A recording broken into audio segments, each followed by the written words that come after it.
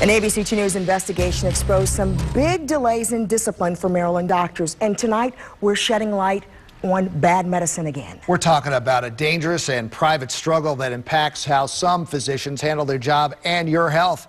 ABC 2 News investigator Josie Thurman here with the details tonight. Josie?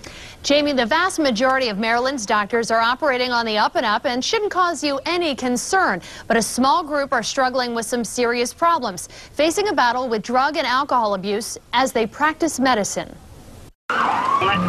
When Eric Greenberg's house was busted by cops and the DEA in 2009, they say they found him disheveled with fresh needle marks on his arms and feet.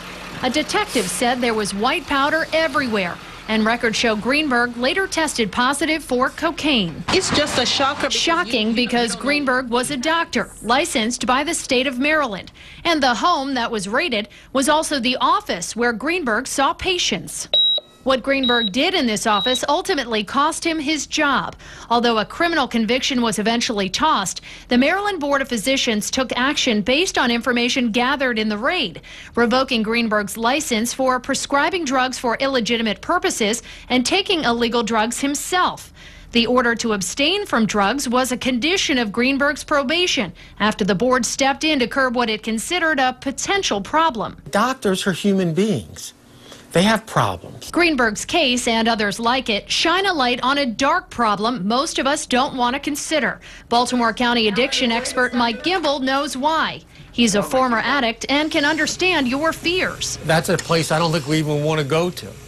It scares us so much to think about a surgeon, to think about a doctor being impaired on the job. But it happens, and Maryland's doctors are not immune to substance abuse. Alcohol and drug abuse does not discriminate. Not even against the doctors you trust. Our ABC 2 News investigation of discipline records from the Maryland Board of Physicians turned up dozens of doctors struggling with their own demons on the job. In southern Maryland, we found Dr. David Allen, put on probation after the board says he injected himself with opiate-filled needles after digging through the sharps container at a hospital. In Baltimore County, Dr. Minas Vasiliadis was suspended after a patient says he pulled out a bag of cocaine and snorted it in front of her. Then there's Dr. Mubashir Chowdhury. The board says he tried to read EKGs at a Maryland hospital while under the influence of alcohol. Sooner or later, it will catch up with them. And Maryland Delegate Dan Morheim knows the damage that can be caused. He's an emergency room physician who thinks substance abuse among doctors and all professions should not be kept silent. We all need to talk about this and recognize it's part of our culture, and the best way to deal with it is openly and honestly. For some doctors here, the state steps in to deal with this issue through the Maryland Professional Rehabilitation Program contracted out by the Maryland Board of Physicians. In the last 5 years, dozens of doctors have enrolled, 34 in 2011 alone. The board says it can't release their names to us, but many are outed in public discipline records when treatment and monitoring are required for some doctors. They work with the Board of Physicians so that public safety is ensured, and they try to get these physicians back on track. But as for most alcoholics and addicts, recovery is a rough road. Not all doctors make it, potentially putting you at risk as they struggle to stay clean under the state's watch. Baltimore County's Joseph Gregory Hobelman is one example. He was enrolled in a 5-year monitoring program in 2008 after testing positive for drugs. A year later, while in the program, the board says he took meds from a patient's pain pump and tested positive on a drug test.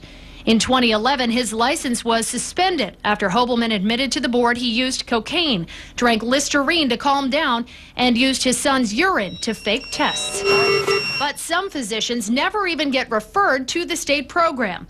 Although he was ordered to abstain from drugs and see a psychiatrist, sanctions in Eric Greenberg's records show no mention of the state's rehab program in 6 years of dealings with the board. There's a lot of denial. Tough acceptance that the people we trust with life and death decisions could struggle with their own. We prop up doctors to be almost godlike because they hold our lives in their hands.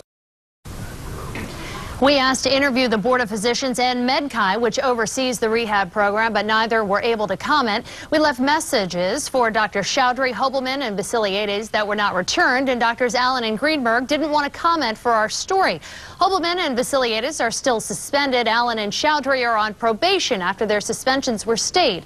As for Dr. Greenberg, his revocation is considered a completely separate civil matter. He is appealing the board's decision. Now, if you want to read about these doctors or any of the doctors on our profile page, just go to abc2news.com/badmedicine. You'll be able to look up doctors on this page by name or by topic, depending on what their case was resulting for. Once you click on a name, you'll be able to pull up their file, take a look at all of their timeline, and even look at any of the court papers related to their cases. Once again, you're going to find all of that and even be able to look up your doctor at abc2news.com/badmedicine. Josie Sturman, ABC 2 News.